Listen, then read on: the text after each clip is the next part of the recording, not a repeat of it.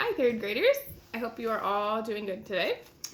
I am going to keep reading for us from Dinosaurs Before Dark. We are on Chapter 9. Chapter 9, The Amazing Ride. The Pteranodon coasted down to the ground. He stared at Jack with his bright, alert eyes.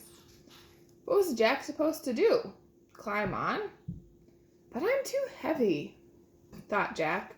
Don't think. Just do it. Jack looked at the Tyrannosaurus. He was starting up the hill. His giant teeth were flashing in the sunlight. Okay, don't think, just do it. Jack put his book in his pack. Then he eased down onto the Pteranodon's back. He held on tightly. The creature moved forward. He spread out his wings and lifted off the ground. Then they teetered this way, then that. Jack nearly fell off. The Pteranodon steadied himself, then rose into the sky. Jack looked down. The Tyrannosaurus was chomping the air and staring up at him. The Pteranodon glided away. He sailed over the hilltop. He circled over the valley, over all the nests filled with babies, over all the giant duck-billed dinosaurs.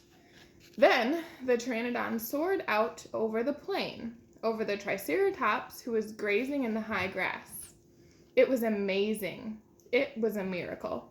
Jack felt like a bird, as light as a feather. The wind was rushing through his hair. The air smelled sweet and fresh. He laughed. Jack couldn't believe it.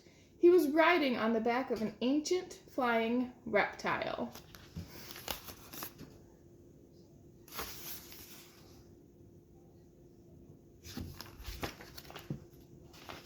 The Pteranodon sailed over the stream, over the ferns and the bushes. Then he carried Jack down to the base of the oak tree. When they came to a stop, Jack slid off the creature's back and landed on the ground. Then the Pteranodon took off again and glided into the sky. "Bye, Henry," said Jack. "Are you okay?" Annie shouted from the treehouse. Jack pushed his glasses into place. He kept staring up at the Pteranodon. "Jack, are you okay?" Annie called. Jack looked up at Annie. He smiled. "Thanks for saving my life," he said. "That was really fun." "Climb up," said Annie. Jack tried to stand. His legs were wobbly. He felt a bit dizzy. "Hurry!" shouted Annie. "He's coming!" Jack looked around. The Tyrannosaurus was headed straight toward him. Jack bolted to the ladder. He grabbed the sides and started up. "Hurry! Hurry!" screamed Annie. Jack scrambled into the treehouse. "He's coming toward the tree!" Annie cried. Suddenly, something slammed against the oak tree. The treehouse shook like a leaf. Jack and Annie tumbled into the books. "Make a wish!"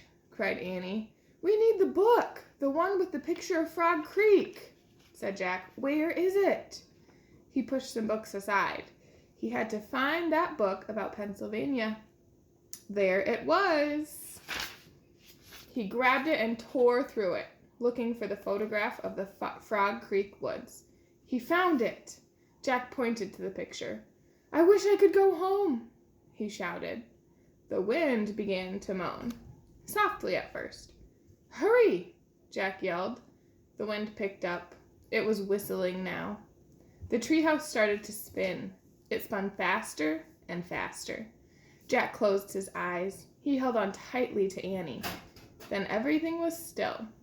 Absolutely still. That is the end of chapter 9. So I'm going to stop there for now. So we have a long weekend coming up, so you don't have school tomorrow. You also have Monday off and Tuesday off, so that's 3 school days, which means that you have a 5-day weekend. So I hope that you are able to enjoy your long weekend. Hopefully the weather is a little nicer. It's not so nice out right now.